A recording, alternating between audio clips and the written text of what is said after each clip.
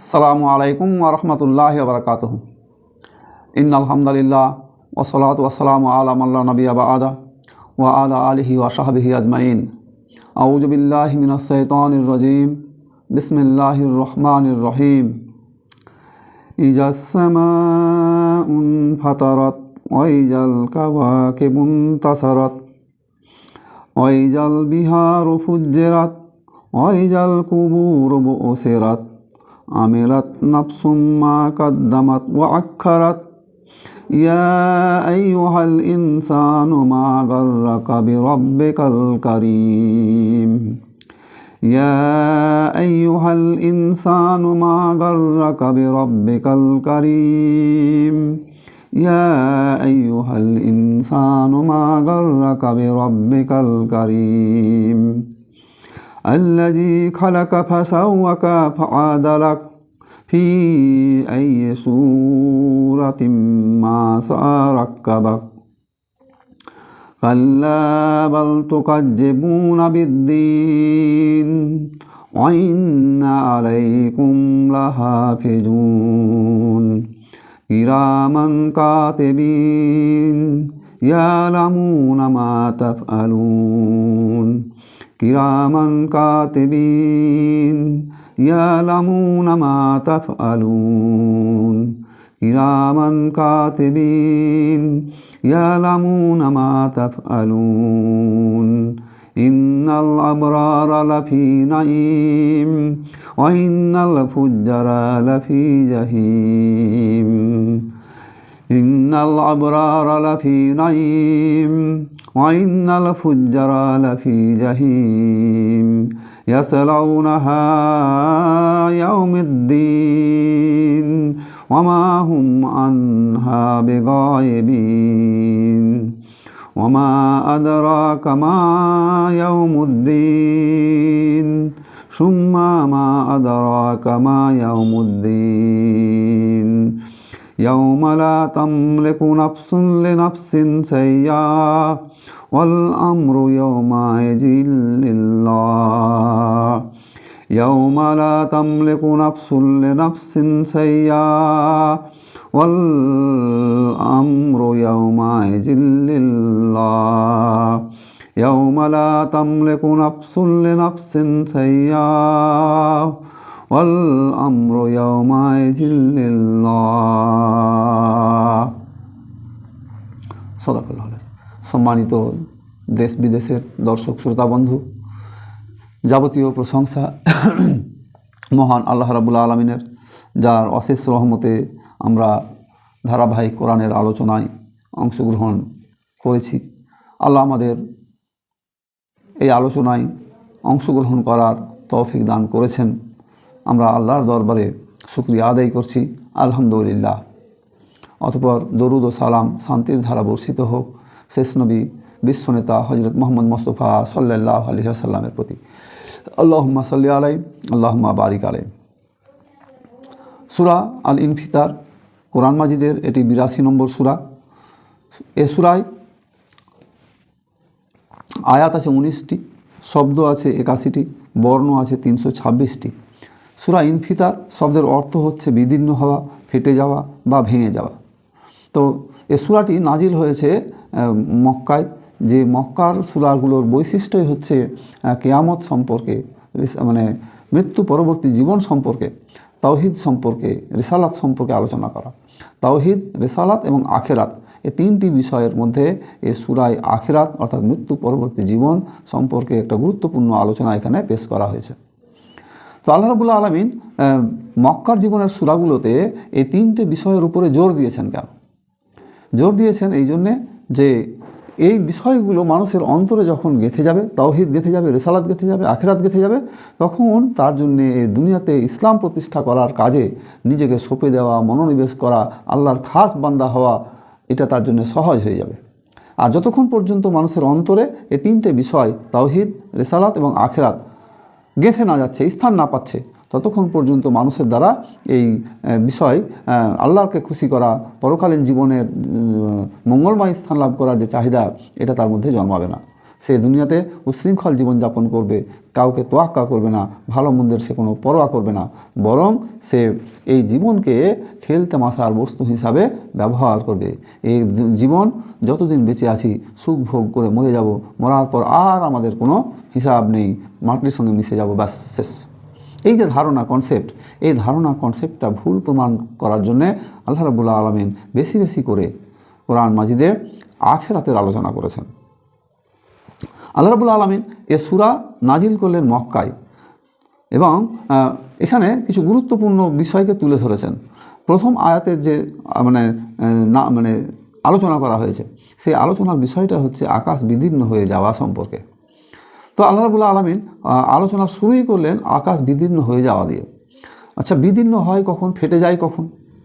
তো ফেটে যায় তখনই, যেমন মনে করুন যে একটা বেলুনের মধ্যে আমরা পাম্প দিচ্ছি, বেলুনটা সম্প্রসারণ হচ্ছে, বাড়ছে, একটা লিমিট পর্যন্ত সে বাড়তে পারবে।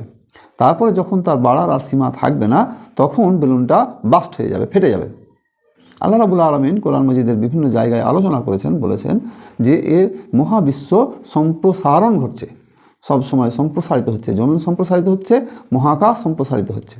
এই যে সম্প্রসারণ প্রক্রিয়াটা চলছে, তো সম্প্রসারণ প্রক্রিয়াটা যখনই থেমে যাবে তখনই এই মহা বিস্ফোরণ ঘটবে, বিদীর্ণ হয়ে যাবে। তাহলে আকাশ বিদীর্ণ হওয়ার কথা বলা হচ্ছে। তাহলে আকাশ এইভাবে বিদীর্ণ হতে পারে। দ্বিতীয় আর একটা তত্ত্ব আছে, সেটা হচ্ছে দ্বিতীয় আয়াত থেকে, দুটো আয়াত একসঙ্গে আলোচনা করছি। ওয়াইজাল কাওয়াকিবুন তাসারাত, যখন নক্ষত্রমণ্ডলী বিক্ষিপ্ত হয়ে যাবে, নক্ষত্রমণ্ডলী বিক্ষিপ্ত হয়ে যাবে। এই যে নক্ষত্রমণ্ডলী আমরা দেখছি আকাশের বুকে ভেসে বেড়াচ্ছে, এগুলো একটা নির্দিষ্ট কক্ষপথে ঘুরছে। আমরা মহাকাশে যে সমস্ত বিষয়গুলো দেখছি, এই প্রত্যেকটা বিষয় একটা নির্দিষ্ট কক্ষপথে ঘুরছে। সূরা ইয়াসিনে আলোচনা করা হয়েছে যে প্রত্যেকটা গ্রহ, উপগ্রহ, নক্ষত্র তার নির্দিষ্ট কক্ষপথে আবর্তন করতে আছে, নির্দিষ্ট কক্ষপথে আবর্তন করছে। এই কথাটা কোরআন মাজিদে বলা হলো 1450 বছর আগে। আবার বিজ্ঞানী আইজাক নিউটন তিনি একটা সূত্র আবিষ্কার করলেন। সূত্রটা হচ্ছে মহাকর্ষ সূত্র। মহাকর্ষ সূত্রে তিনি বলছেন যে মহাবিশ্বে যে কোনো দুটো বস্তু পরস্পরকে আকর্ষণ করে, এই আকর্ষণ বলটার নাম হচ্ছে মহাকর্ষ বল। সূত্রটা হচ্ছে এই, মহাবিশ্বের যে কোনো দুটো বস্তু পরস্পরকে যে বল দ্বারা আকর্ষণ করে, সেই আকর্ষণ বলের মান বস্তু দুটির গুণফলের সমানুপাতিক এবং দূরত্বের বর্গের ব্যস্তানুপাতিক। তাহলে এই সূত্র দ্বারা আকর্ষণ বলের পরিমাপ পর্যন্ত করে নেওয়া যাচ্ছে। তো যাই হোক, পরিমাপের বিষয়টা আলাদা, সায়েন্টিফিক্যাল ডেফিনেশন আছে, সেটা সবার জন্য হয়তো বোঝা সম্ভব নয়। যারা সায়েন্স নিয়ে পড়েছেন তাদেরকে বোঝালে তারা সহজভাবে বুঝবেন। তবে সাধারণ মানুষ এটা বুঝে যে প্রত্যেকটা গ্রহ, নক্ষত্র নির্দিষ্ট কক্ষপথে চলছে এবং তাদের মধ্যে একটা আকর্ষণ বল কাজ করছে। তাহলে আকর্ষণ বলটা যখন থাকবে না, তখন কি হবে? এই যে নক্ষত্র, গ্রহ, উপগ্রহ যা আমরা দেখছি, গ্যালাক্সি, সব একটা আরেকটার উপরে পড়বে, একটা আরেকটার সঙ্গে ধাক্কা লাগবে, সংঘর্ষ লাগবে এবং ছিটকে পড়বে এবং একটা সময় মহাবিস্ফোরণ ঘটে যাবে। এই মহাবিস্ফোরণে গোটা পৃথিবী প্রলয়ঙ্কর ঘটবে। এটা কখন ঘটবে? এটা হবে ইসরাফিল আলাইহিস সালাম যখন সিংহায় ফুঁক দেবেন, তখন এই মহাপ্রলয় ঘটবে। তাহলে আমরা একটা কথা এখানে আমাদের মনে রাখা দরকার, ইসরাফিল আলাইহিস সালাম সিংহায় ফুঁক দিবেন, ফুঁক দেওয়ার কারণে এটা বিস্ফোরণ ঘটবে বা সংগঠিত হবে, বিষয়টা এরকম নয়। বিষয়টা এরকম যে আল্লাহ রাব্বুল আলামিন যেহেতু সিংহায় ফুঁ দেওয়ার হুকুম দিবেন, এই হুকুমে, আল্লাহর হুকুমে এটা ঘটবে। সিংহায় ফুঁ দেওয়াটা উপলক্ষ মাত্র, আর মূল প্রক্রিয়াটা হবে আল্লাহর হুকুমে। তাহলে আল্লাহ রাব্বুল আলামিনের হুকুমে এই প্রক্রিয়াটা সংগঠিত হবে। আচ্ছা, এই জায়গায় আমরা আর একটা বিষয় খেয়াল রাখতে পারি যে এটা তো একটা সময়ে ঘটবে। তাহলে এখন যে প্রক্রিয়ায় আছে, এখন এই প্রক্রিয়ায় থাকা অবস্থাটা হচ্ছে তাদের মধ্যে একটা আকর্ষণ বল কাজ করছে। এই আকর্ষণ বল কাজ করাটা, এটা আমরা সম্প্রতি আবিষ্কার করলাম বা বিজ্ঞানীরা আবিষ্কার করলো, কিন্তু এটা যুগ যুগান্তর ধরে এই আকর্ষণ বল চলে আসছে, যে সম্পর্কে কোরআন মাজিদে 1450 বছর আগেই অবগত করা হয়েছে। আবার পরের আয়াতে বলা হয়েছে ওয়াইজাল বিহার ফুজ্জিরাত, যখন সমুদ্র উদ্বেলিত হবে, একবারে চুরমার হয়ে যাবে, উদ্বেলিত হয়ে যাবে। সমুদ্র মানে জলরাশি, জল বা পানি যাই বলি না কেন, আমরা যদি বৈজ্ঞানিক দৃষ্টিভঙ্গি এখানে পেশ করি, সেখানে দেখব যে জলের মূল উপাদান হচ্ছে হাইড্রোজেন এবং অক্সিজেন। এর রাসায়নিক সংকেত H2O, 2 ভাগ হাইড্রোজেন এবং 1 ভাগ জল। বোঝার সুবিধার্থে বলছি যে এই হাইড্রোজেন এবং অক্সিজেন পরস্পর সমযোজী রাসায়নিক বন্ধনের দ্বারা যুক্ত হয়ে জলের অণু গঠন করে। এটা হচ্ছে একটা যৌগিক অণু। এই যৌগিক অণু গঠন করে। হাইড্রোজেন এবং অক্সিজেন পরস্পর রাসায়নিক বিক্রিয়ার মধ্য দিয়ে সমযোজী বন্ধনে আবদ্ধ হয়ে, এখন এই সমযোজী বন্ধনে আবদ্ধ হওয়ার অর্থই হচ্ছে এদের মধ্যে একটা, অক্সিজেন এবং হাইড্রোজেনের মধ্যে একটা আকর্ষণ বল কাজ করে। এই জায়গায় আরও একটা পয়েন্ট হচ্ছে যে অক্সিজেনের ধর্ম হচ্ছে ও নিজে জ্বলে না, কিন্তু অন্যকে জ্বলতে সাহায্য করে। এটা হচ্ছে অক্সিজেনের ধর্ম। আবার হাইড্রোজেনের ধর্ম ও নিজে জ্বলে কিন্তু অন্যকে জ্বলতে সাহায্য করে না। তাহলে দুটো পরস্পর বিপরীত মানে মৌল, অক্সিজেন এবং হাইড্রোজেন।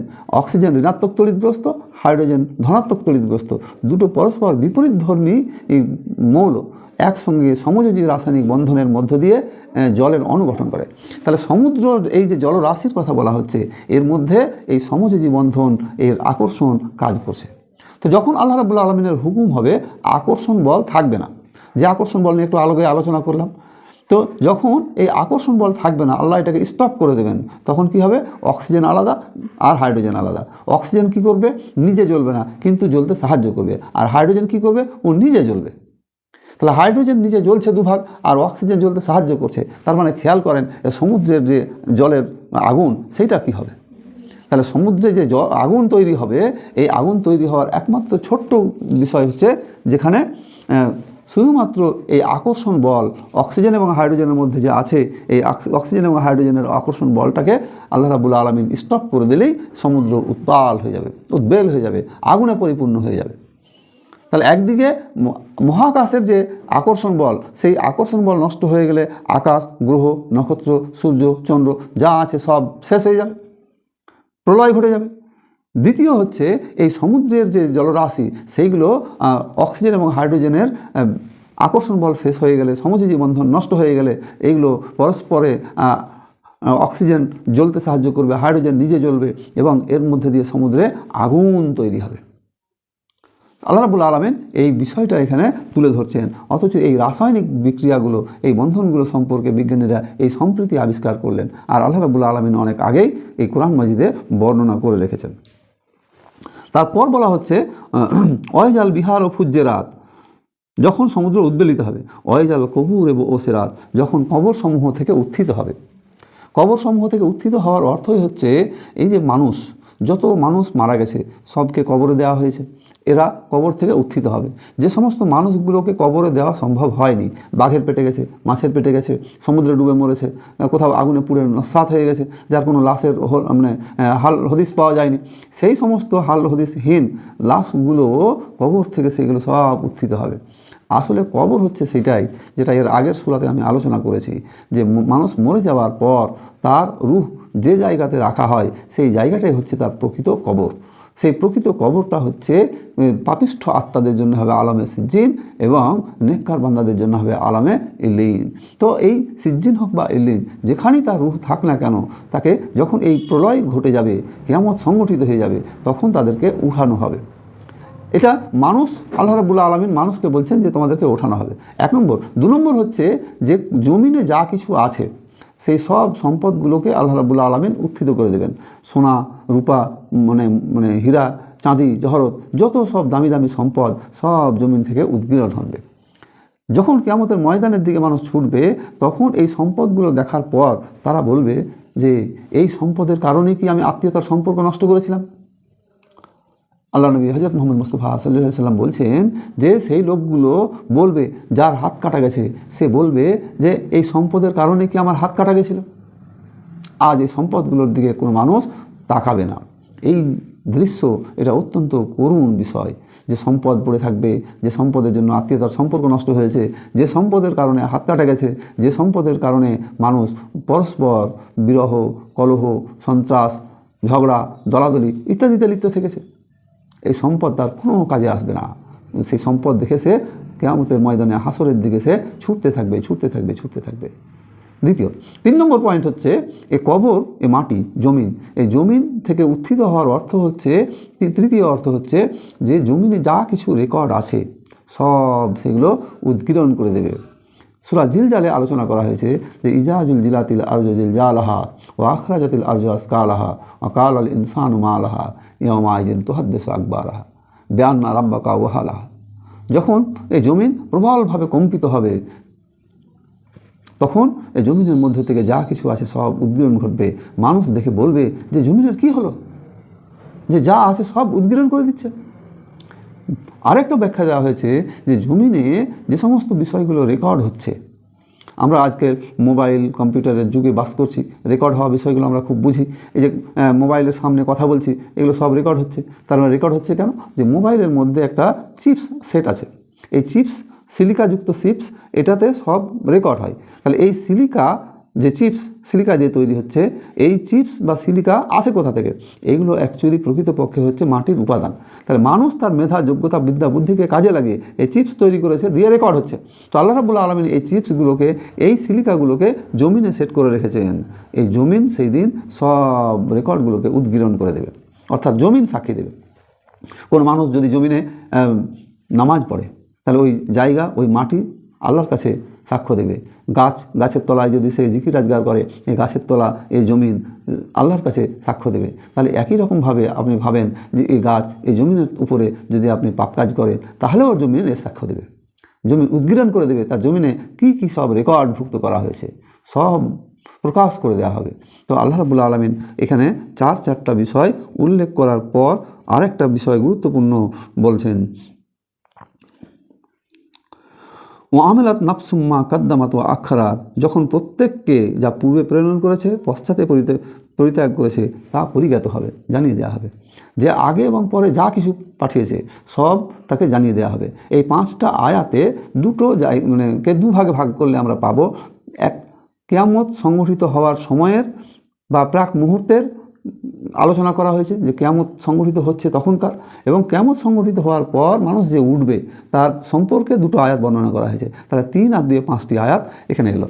তো 5 নম্বর আয়াতে যেটা বলা হলো যে আগে এবং পরে যা পাঠিয়েছে সব তাকে দেখানো হবে। অর্থাৎ এটা হচ্ছে কিয়ামতের ময়দানের দৃশ্য, যে আপনি আগে কি পাঠিয়েছেন, পরে কি পাঠিয়েছেন, একবারে শুরু থেকে শেষ পর্যন্ত সব তোমাকে দেওয়া হবে। আর সেই দেওয়াটা হবে তোমাকে আমলনামা হাতে তোমার দিয়ে দেওয়া হবে। এই আমলনামাটা আল্লাহ রাব্বুল আলামিন সূরা বানী ইসরাঈলে বলছেন যে ইকরা কিতাবাকা কাফা বিনাফসিকাল ইয়াওমা আলাইকাল হাসিবা, পড়ো তুমি তোমার আমলনামা, তোমার হিসাব নেওয়ার জন্য তুমি নিজেই যথেষ্ট। তাহলে আল্লাহ রাব্বুল আলামিন মানুষকে এই কথা স্মরণ করাচ্ছেন। তাহলে এই বিষয়টা, এই 5টা বিষয় বলার পর আল্লাহ রাব্বুল আলামিন এই সূরার একটা মূল বক্তব্য পেশ করেছেন। বক্তব্যটা কি? যে ইয়া আইয়ুহাল ইনসানু মা গাররাকা বিরাব্বিকাল কারীম, হে মানুষ, তোমাকে কোন জিনিস তোমার সম্মানিত রবের ব্যাপারে তোমাকে ভুলিয়ে রেখেছে, প্রতারণা করে রেখেছে? কোন জিনিস তোমার সম্মানিত রবের ব্যাপারে ভুলিয়ে রেখেছে? এবার আল্লাহ রাব্বুল আলামিন কড়া প্রশ্ন আমাদের জন্য ছুড়ে দিলেন। আমরা যদি আমাদের দিকে তাকাই দেখি, এই যে মহাকাশ বলছি, আকাশ থেকে বৃষ্টি বর্ষণ হয়, জমিন থেকে ফসল উৎপাদন হয়, এই জমিন থেকে উৎপাদিত ফসল আমরা খাবার হিসাবে গ্রহণ করি, জীবন পরিচালনা করি।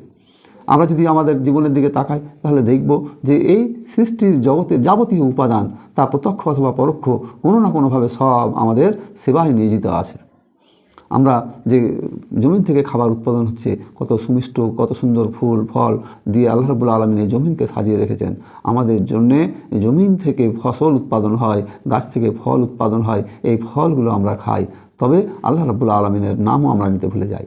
আল্লাহ রাব্বুল আলামিন স্মরণ করাচ্ছেন যে তোমাদেরকে আমি এত সুন্দর করে পৃথিবীকে সাজালাম, সুন্দর করে তোমাকে সাজালাম, তুমি খাও আর বলো আলহামদুলিল্লাহ রাব্বিল আলামিন। তোমরা আল্লাহর দেয়া নিয়ামত ভোগ করো, খাও আর আল্লাহর শুকরিয়া আদায় করো, আলহামদুলিল্লাহ রাব্বিল আলামিন। তাহলে আল্লাহ রাব্বুল আলামিন এই কথা মানুষকে স্মরণ করাচ্ছেন যে তোমাকে কোন জিনিস তোমার সম্মানিত রবের ব্যাপারে তোমাকে ভুলিয়ে রেখেছে, দ্বিধাগ্রস্ত করে রেখেছে, কোন জিনিস রেখেছে? আসলে মানুষ আল্লাহকে ভুলে আছে। কোন জিনিসের দ্বারা ভুলে আছে? যে দুনিয়াতে আল্লাহ রাব্বুল আলামিন মানুষের সামনে কিছু বিষয় রেখেছেন, ধন সম্পদ, অর্থ, ক্ষমতা, পাওয়ার, প্রভাব, প্রতিপত্তি, এই যে বিষয়গুলো রাখা হয়েছে, এই বিষয়গুলোর দ্বারা মানুষ আল্লাহকে ভুলে থাকে। শয়তান চায় সে এইগুলোর পেছনে ছুটুক, শয়তান চায় সে আল্লাহকে ভুলে থাকুক, আর মানুষ শয়তানের ফাঁদে সে পা দেয় আর আল্লাহর কথা ভুলে যায়। তাহলে আল্লাহ রাব্বুল আলামিন যখন এই প্রশ্ন করছে তখন মানুষকে সতর্ক হতে হবে শয়তানের যে পাতা ফাঁদ, এই পাতা ফাঁদে না পা দিয়ে বরং আল্লাহমুখী হওয়া। আল্লাহ রাব্বুল আলামিন স্মরণ করাচ্ছেন যে তোমরা দেখো এই সৌরজগৎকে যেমন সৃষ্টি করেছি তেমনি তোমার জন্যে নদীপথে স্থলপথে যানবাহনের ব্যবস্থা করে দিয়েছি, তোমার যাতায়াতের জন্য সুব্যবস্থা করে দিয়েছি, রাতকে দিনের মধ্যে দিনকে রাতের মধ্যে প্রবেশ করিয়ে রাতকে আরামের জন্য দিনকে পরিশ্রম এবং দুনিয়াকে পরিচালনা করা, দুনিয়াকে আবাদ করার জন্য দিনকে দিয়েছি, সূর্যকে মাথার উপরে দিয়েছি, আবার রাতের বেলা চাঁদকে দিয়েছি আলো করার জন্যে। তুমি এই নিয়ামতগুলো দেখো আর আল্লাহর দরবারে শুকরিয়া করো, শুকরিয়া আদায় করো আর বলো আলহামদুলিল্লাহ রাব্বিল আলামিন। যাবতীয় প্রশংসা সব মহান আল্লাহ রাব্বুল আলামিনের। আমরা আমাদের জীবনের দিকে যদি তাকাই তাহলে এর সত্যতা আমরা বুঝতে পারবো। তো আল্লাহ রাব্বুল আলামিন এটা আমাদেরকে বলছেন। পরের আয়াতে আল্লাহ রাব্বুল আলামিন বলছেন যে আল্লাজি খালাকা ফা সাওয়াকা ফা আদালাক, যিনি তোমাকে সৃষ্টি করেছেন অতঃপর তোমাকে সুঠাম করেছেন এবং সুবিন্যস্ত করেছেন।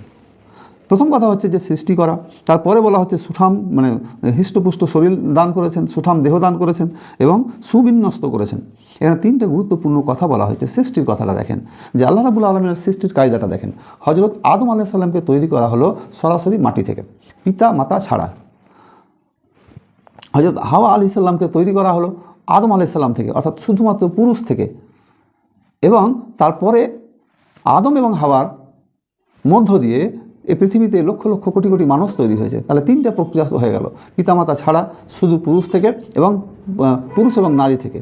আর চতুর্থ হচ্ছে একটা সিস্টেম যে আল্লাহ রাব্বুল আলামিন একটা নমুনা রেখেছেন শুধু মা থেকে সন্তান, হযরত ঈসা আলাইহিস সালাম মায়ের গর্ভে তৈরি। তাহলে এটা একটা মানুষ তৈরির একটা সিস্টেম। আর যে সিস্টেমের কথাটা আল্লাহ রাব্বুল আলামিন বলছেন এখানে, যিনি তোমাকে সৃষ্টি করেছেন, এই সৃষ্টির ধারাটা আমি আপনি যাবতীয় পৃথিবীর মানুষ। এটা কিভাবে হচ্ছে যে এটা হচ্ছে অস্তিত্ব থেকে অস্তিত্ব, অর্থাৎ পিতামাতা। তো মানে মাতৃগর্ভ এবং মানে পুরুষের শুক্রাণু, তাহলে পুরুষের শুক্রাণু এবং মাতৃগর্ভে ডিম্বাণু, এই ডিম্বাণু এবং শুক্রাণু পরস্পর মিলিত হয়ে জাইগোট তৈরি করে। এই জাইগোট পরবর্তীতে মাংস মানে রক্তপিণ্ড হয়, রক্তপিণ্ড থেকে মাংসপিণ্ড হয়। এই মাংসপিণ্ডকে আল্লাহ রাব্বুল আলামিন শিরা উপশিরা নার্ভ দিয়ে হাড় হাড্ডি দিয়ে মাংস দিয়ে সুন্দর করে একটা বাচ্চার আকারে মায়ের গর্ভে 10 মাস 10 দিন পর্যন্ত রেখে দেন। তাহলে খেয়াল করেন যে লক্ষ লক্ষ ডিম্বাণু এবং শুক্রাণু ছিল, এই লক্ষ লক্ষ ডিম্বাণু এবং শুক্রাণুর মধ্য থেকে একটা ডিম্বাণু এবং একটা শুক্রাণু থেকে আমাকে আপনাকে তৈরি করা হলো। তাহলে হাজার হাজার ডিম্বাণু শুক্রাণু কিন্তু শেষ হয়েছে। তাহলে আল্লাহ রাব্বুল আলামিন এই হাজার হাজার শেষ করে দেওয়ার মধ্যে থেকেও আপনাকে একটা ডিম্বাণু আর একটা শুক্রাণুকে সক্রিয় রেখে দিয়েছেন। আল্লাহ চাইলে এই ডিম্বাণু শুক্রাণু অবস্থায় আপনাকেও শেষ করে দিতে পারতেন। বহু মানুষ, বহু ভ্রূণ মাতৃগর্ভেই শেষ হয়ে যায়। এই ডিম্বাণু শুক্রাণু তৈরি হওয়ার পর, জাইগোট তৈরি হওয়ার পরও মানে নষ্ট হয়ে যায়, দুনিয়ার আলো দেখতে পায় না। বহু ডিম্বাণু শুক্রাণু সন্তানের আকার ধারণ করে এবং প্রসবের সময় সে মৃত সন্তান পৃথিবীতে আসে, দুনিয়ার মুখ দেখতে পায় না। বহু সন্তান পৃথিবীতে আসার পরে পরে 1 মাস 2 মাস 10 দিন 1 দিনের মধ্যেই এই দুনিয়া থেকে বিদায় নেয়, দুনিয়ায় সে স্থায়িত্ব লাভ করে না। বহু মানুষ দুনিয়ায় আসার পর 1 বছর 2 বছর 5 বছর 7 বছর 10 বছরের মধ্যে সে মরে যায়। দুনিয়ার আলো বাতাস সে দেখে কিন্তু দুনিয়ার পরিবেশ পরিস্থিতি সম্পর্কে সে অবগত হয় না। তো এইভাবে আমাকে আপনাকে আল্লাহ রাব্বুল আলামিন হায়াত দিয়েছেন, শক্তি দিয়েছেন, সুঠাম শরীর দিয়েছেন। তাহলে এটা বললাম তৈরির প্রক্রিয়া। এখানে দ্বিতীয় যে শব্দটা আল্লাহ রাব্বুল আলামিন বলেছেন সেটা হচ্ছে যে তোমাকে সুঠাম করেছেন।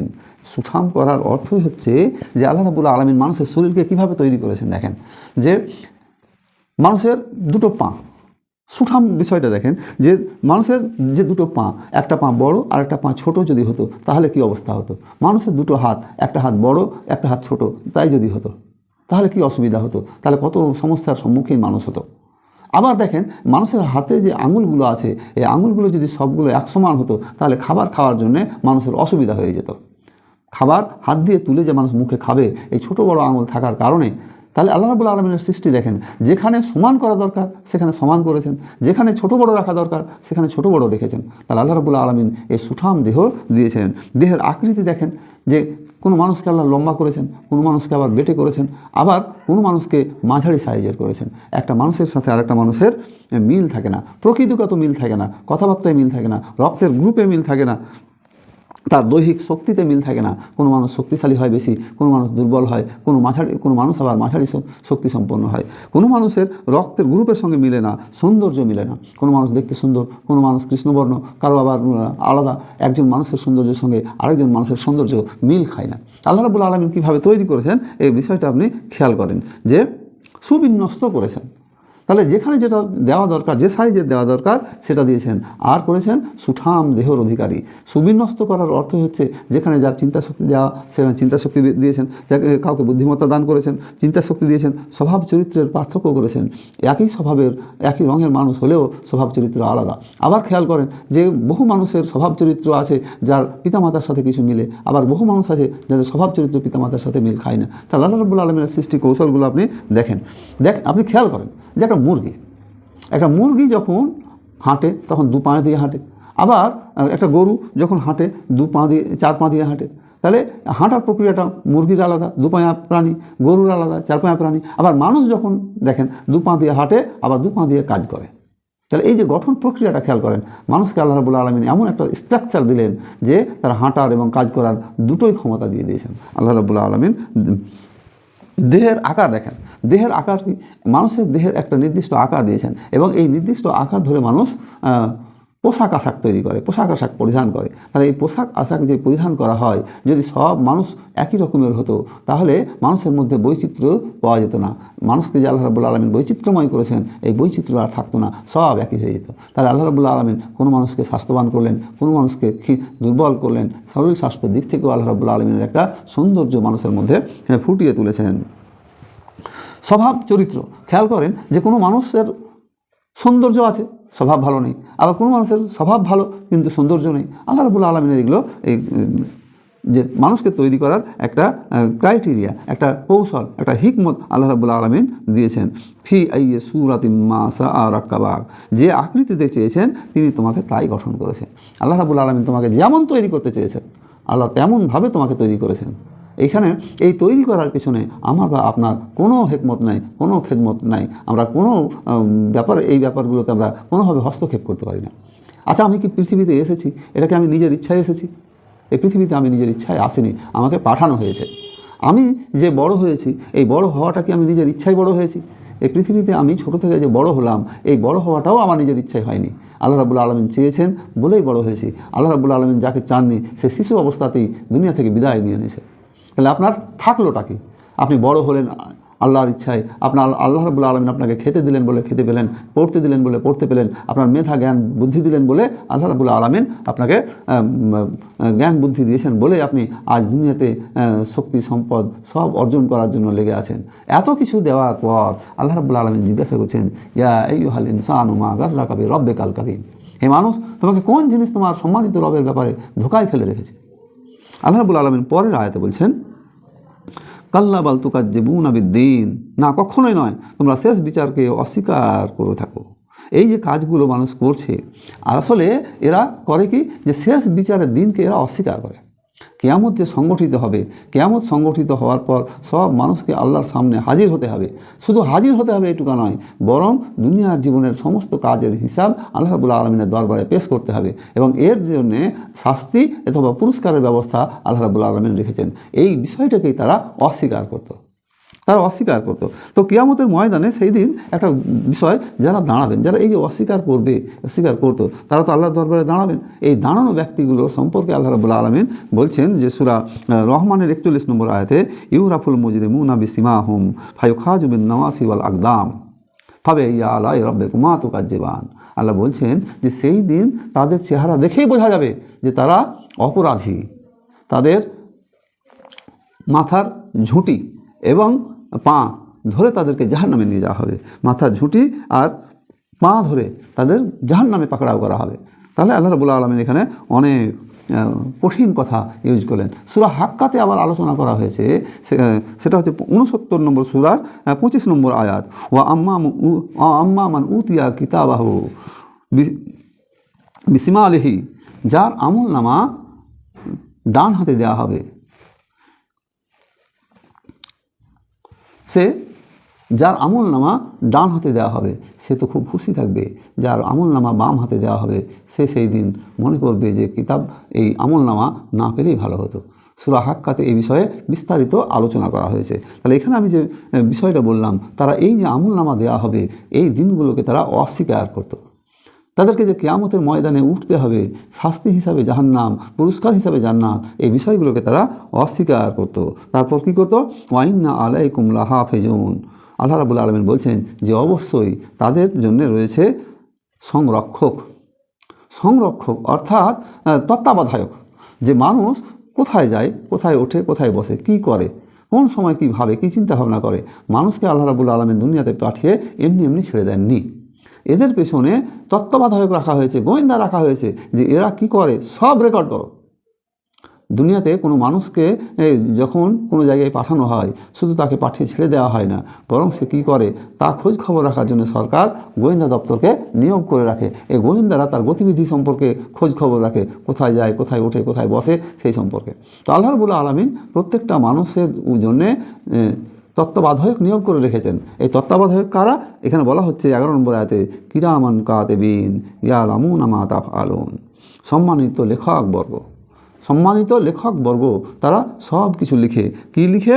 তারা অবগত হয় যা তোমরা করো, তারা তাই লিখে, তাই অবগত হয় তোমরা যা করো। অর্থাৎ মানুষ যা করে, সে ভালো করুক অথবা মন্দ করুক, সব তারা লিপিবদ্ধ করে। এই সম্মানিত লেখকেরা লিপিবদ্ধ করে, সব লিপিবদ্ধ করে, একটাও বাদ যায় না। শুধু তাফসীরকারকরা বলছেন যে তারা শুধু যে লিপিবদ্ধ করে, লিখে বিষয়টা তা নয়, বরং তারা সব রেকর্ড করে, ভিডিও রেকর্ড করে। কিয়ামতের ময়দানে আল্লাহ রাব্বুল আলামিন তাদেরকে দেখাবেন যে দেখো এই জায়গায় তুমি এটা করেছো, ওই জায়গায় তুমি এটা করেছো, এর সামনে একে বলে এই বলেছো, ওই বলেছো, সেই বলেছো। তাহলে আল্লাহ রাব্বুল আলামিন এগুলো করার জন্যে ফেরেশতাদেরকে নিয়োগ করে রেখেছেন। ইন্নাল আবরারা লাফি নাঈম, পুণ্যবান ব্যক্তি পরম মহাসুখে থাকবে। যারা পুণ্যবান ব্যক্তি, নেককার ব্যক্তি, তাদের সম্পর্কে বলা হচ্ছে যে ওরা মহাসুখে থাকবে। তাহলে পুণ্যবান ব্যক্তি কারা?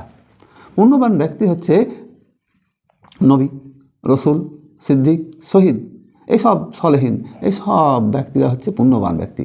এই পুণ্যবান ব্যক্তিরা যে পথে পরিচালিত হয়েছে জীবন, তাদের পথ, তাদের জীবনটাই হচ্ছে পুণ্যবানের জীবন। এবং এদেরকে অনুসরণ করে চললেই আপনি পুণ্যবান ব্যক্তি হিসাবে স্বীকৃতি লাভ করবেন নবীদের, রসুলদের, শহীদদের, সলেহীনদের। সূরা নিসার 69 নম্বর আয়াতের মাঝের অংশে এই বিষয়ে বলা হয়েছে, মিনান নাবিয়িনা ওয়া সিদ্দিকিনা ওয়া শুহাদা ওয়া সালিহিন ওয়া হাসুনা উলাইকা রাফিকা। মানে তাদেরকে বলা হচ্ছে যে নবী, রসুল, শহীদ এবং সালেহীন এই ব্যক্তিরা কতই না উত্তম। ওয়া হাসুনা উলাইকা রাফিকা, এরা যাদের বন্ধু তারা কতই না উত্তম। তাহলে এই বন্ধুদের সম্পর্কে এখানে দৃষ্টিপাত বা দৃষ্টি নিক্ষেপ করা হচ্ছে যে এরা থাকবে মহাসুখে। তাহলে মহাসুখে থাকার জন্যে আপনার জীবনসঙ্গী হতে হবে এই নেককার ব্যক্তিদের সাথে হতে হবে। তাহলে এদের এই জীবনকে আল্লাহ রাব্বুল আলামিন এখানে এইভাবে বর্ণনা করলেন যে এরা থাকবে পরম সুখে। উল্টো দিকে যে সমস্ত মানুষগুলো কিয়ামতকে অস্বীকার করতো, জান্নাত জাহান্নামকে অস্বীকার করতো, আল্লাহর দরবারে উঠতে হবে এটাকে অস্বীকার করতো, হিসাব দিতে হবে এটাকে অস্বীকার করতো, তারা কিয়ামত সংগঠিত হবে, মৃত্যুর পর কবর আছে, কবরে হিসাব দিতে হবে, এই টোটাল বিষয়গুলোকে যারা অস্বীকার করতো তাদের সম্পর্কে বলা হচ্ছে ইন্নাল ফুজ্জারা লাফি জাহিম, এই দুষ্কর্মকারীরা থাকবে জাহান্নামে। মানে একবারে দুটো ক্লিয়ার বলে দেওয়া হলো, এই দুষ্কর্মকারী লোকেরা থাকবে জাহান্নামে। সূরা 42 নম্বর সূরা 7 নম্বর আয়াতে আল্লাহ রাব্বুল আলামিন বলছেন, ফারিকুম ফিল জান্নাতি ওয়া ফারিকুম ফিস সাইর, ফারিকুম ফিল জান্নাতি ওয়া ফারিকুম ফিস সাইর। এক দল যাবে জান্নাতে আর এক দল যাবে জাহান্নামে, দুটো ভাগ হয়ে গেল। এই আয়াতেও এখানে যে 14-15 দুটো আয়াতে, 13-14 দুটো আয়াতেও আল্লাহ রাব্বুল আলামিন দুটো ভাগ করে দিলেন। ইন্নাল ফুজ্জারা লাফি নাঈম, পুণ্যবান ব্যক্তিরা থাকবে জান্নাতে, ওয়া ইন্নাল ফুজ্জারা লাফি জাহিম, যারা দুষ্কৃতকারী তারা থাকবে জাহান্নামে। তাহলে দুটো ভাগ হয়ে গেল, একটা ভাগ হচ্ছে জান্নাতি আর একটা ভাগ হচ্ছে জাহান্নামী। এই জাহান্নামীদেরকে বলা হচ্ছে ইয়াসলাউনাহা ইয়াউমাদ্দিন, তাদের কর্মফল দিনে তাতে প্রবিষ্ট হবে। কর্মফলের দিনে, কর্মফল দিন হচ্ছে সেই বিচারের দিন, যেদিন মানুষকে পূর্ণ কর্মফল দেওয়া হবে। এই পূর্ণ কর্মফলের দিন তাদেরকে প্রবিষ্ট করানো হবে, ঢোকানো হবে, যে চলো তোমরা আসিকাল্লাযিনা কাফারু ইলা জাহান্নামা জুমারা, তাদেরকে হাঁকিয়ে জাহান্নামে নিয়ে যাওয়া হবে, তাদেরকে হাঁকিয়ে জাহান্নামের দিকে নিয়ে যাওয়া হবে। আর বলা হবে যে এই সেই জাহান্নাম, যে জাহান্নামকে তোমরা অস্বীকার করেছিলে। সূরা রহমানে আলোচনা করা হয়েছে, তাদেরকে বলা হবে এই সেই জাহান্নাম, যেটাকে তোমরা অস্বীকার করেছিলে। আর এখানে সেই আলোচনাটা ইঙ্গিত করা হচ্ছে যে ইয়াসলাউনাহা ইয়াউমাদ্দিন, তারা কর্মফল দিনে তাতে প্রবেশ করবে। যারা জান্নাতি তারা জান্নাতে প্রবেশ করবে, যারা জাহান্নামী তারা জাহান্নামে প্রবেশ করবে। তারা এই কর্মফলের দিনে প্রবেশ করবে সেখানে। তারপর বলা হচ্ছে ওয়ামাহুম আনহা বেগায়েবিন, তারা ওটা হতে অন্তর্হিত হতে পারবে না। যেখানে তারা প্রবেশ করবে, এই যে জাহান্নামে প্রবেশ করার কথা বলা হচ্ছে, সেখান থেকে তারা অন্তর্হিত পালিয়ে যেতে পারবে না। কোনো মানুষকে যখন জাহান্নামে দিয়ে দেওয়া হবে, তখন সে জাহান্নাম থেকে ওঠার চেষ্টা করবে, তখন ফেরেশতারা তাদেরকে আবার সেখানে ফেলে দেবেন। এবং সূরা হুমাজায় আলোচনা করা হয়েছে জাহান্নামকে ঢাকনা দিয়ে ঢেকে দেওয়া হবে এবং তার উপরে বড় বড় স্তম্ভকে দাঁড় করিয়ে দেওয়া হবে, অর্থাৎ জাহান্নামের মুখ আর খুলবে না। তাহলে আল্লাহ রাব্বুল আলামিন এই কঠিন মর্মন্তুদ পরিস্থিতিতে, কঠিন ভয়ঙ্কর পরিস্থিতি থেকে আমাদেরকে আল্লাহ তুমি হেফাজত করো, রক্ষা করো, মুক্তি দান করো। পরের আয়াতে আল্লাহ রাব্বুল আলামিন বলছেন ওমা আদরাকা মা ইয়াউমিদ্দিন, তুমি কি জানো সেই দিনটি কি? যে দিনের কথা আলোচনা করা হচ্ছে, এবার আবার প্রশ্ন করা হচ্ছে। যেমন সূরা কারিয়াতে জিজ্ঞাসা করা হয়েছে আল কারিয়া তুমাল কারিয়া ওমা আদরাকা মাল কারিয়া, তুমি কি জানো সেই ভয়ঙ্কর বিভীষিকাময় দিনটি কি? এখানেও সেই কথা বলা হচ্ছে ওমা আদরাকা মা ইয়াউমিদ্দিন, সেই কর্মফল দিনটি কি তুমি জানো? সেই দিন সুম্মা মা আদরাকা মা ইয়াউমিদ্দিন, আবার বলি কর্মফল দিবস সম্পর্কে তোমার কি কোনো ধারণা আছে? এই যে কর্মফল দিবসের কথা বলছি, এই কর্মফল দিবস সম্পর্কে কি তোমার কোনো ধারণা আছে? তুমি কি জানো সেই কর্মফল দিবসটা কী জিনিস? সেই কর্মফল দিবস সম্পর্কে আল্লাহ রাব্বুল আলামিন বলছেন ইয়াউমা লা তুমলিকু নাফসুন লিনাফসিন শাইআ ওয়াল আমরু ইয়াউমাইযিন লিল্লাহ, সেই দিন হচ্ছে একে অপরের জন্য কেউ সাহায্যকারী থাকবে না, সেদিন সমস্ত কর্তৃত্ব হবে আল্লাহর হাতে। কিয়ামতের ময়দানের কথা বর্ণনা করতে গিয়ে বলা হচ্ছে যে সেই দিনটা হচ্ছে এমন একটা দিন, সেই দিন কেউ কারো সাহায্যকারী হবে না। এর পৃথিবীতে যদি আমরা খেয়াল করি, প্রকৃত অর্থে পৃথিবীতে কেউই একেবারে সম্পূর্ণ অসহায় নয়।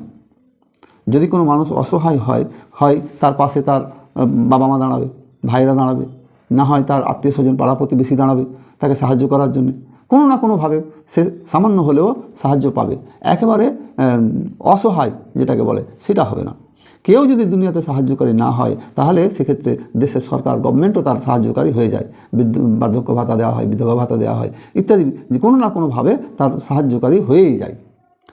কিন্তু কিয়ামতের ময়দানের কথাটা বলা হচ্ছে যে সেই দিনটা হচ্ছে ইয়াউমা লা তামলিকু নাফসুন লিনাফসিন শাইআ, সেই দিন কেউ কারো সাহায্যকারী হবে না।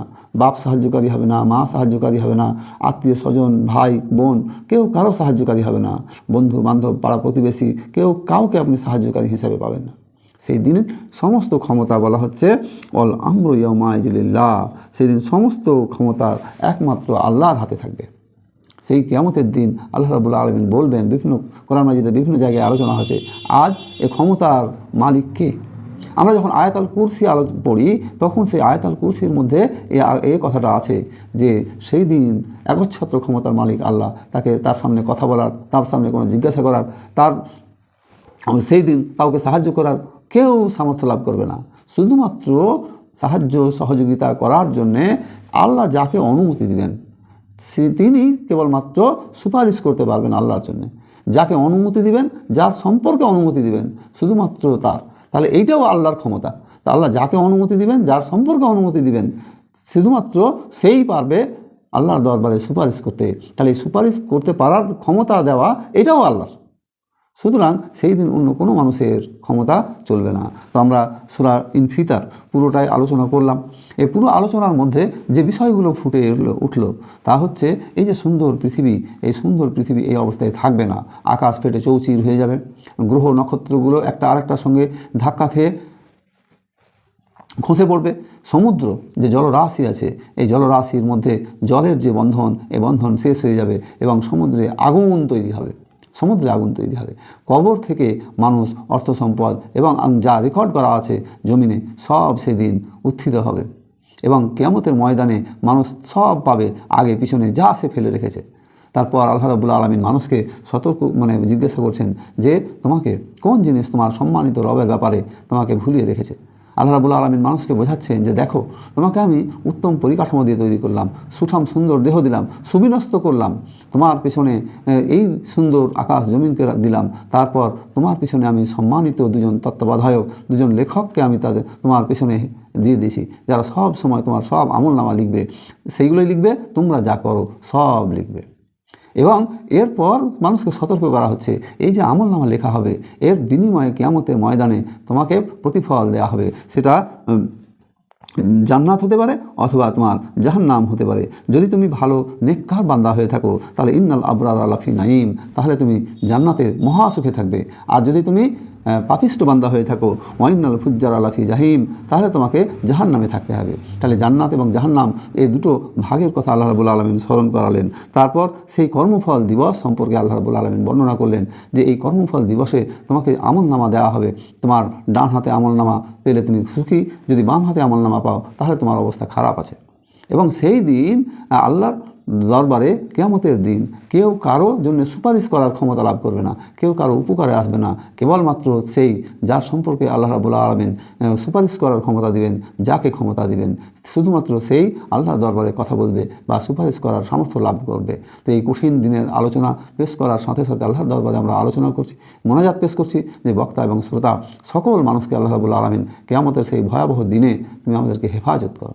তোমার সাহায্য মদত ছাড়া আমরা কেউ মুক্তির কোনো আশা করি না, তোমার সাহায্য নিয়েই আমরা মুক্তির আশা করি। হে মাওলা, হে মাবুদ, তোমার দরবারে সেই দোয়া মোনাজাত পেশ করি যে সমস্ত মানুষগুলো যে যেখান থেকে আমার এই বক্তব্য শুনছে, বক্তা এবং শ্রোতা সকলকে তুমি সেই দিন কঠিন ভয়াবহ দিনে নাজাত দান করো। আমাদের আত্মীয় স্বজন, বাবা মা, নানি, চাচা, খালু, ফুফা, দাদা যারা কবরবাসী হয়ে গেছে মাওলা, তাদের কবরের জীবনকে আসান করে দাও। কিয়ামতের ময়দানে সকলকে যেন আমরা একসাথে পেয়ে সকলে মিলে জান্নাতের মেহমান হয়ে যেতে পারি। আল্লাহ তুমি আমাদের তৌফিক দান করো। অতীত জীবনের গুনাহা থেকে মাফ করো। আমাদের আত্মীয় স্বজন যারা মারা গেছে তাদের অতীত জীবনের যাবতীয় গুনাহা থেকে মাফ করো। কবরের জীবনকে সুখী করো। আমাদের বেঁচে থাকা অবস্থা আমাদের এই জীবনকে তুমি সুখের জীবন করো, ঈমানি জীবন করো এবং ইসলামের বিজয় করার জন্য যাবতীয় প্রচেষ্টা গ্রহণ করার তৌফিক দান করো। আমিন। ও আখিরি দাওয়া আনিল হামদুলিল্লাহি রাব্বিল আলামিন। আসসালামু আলাইকুম ওয়া রাহমাতুল্লাহি ওয়া বারাকাতুহু।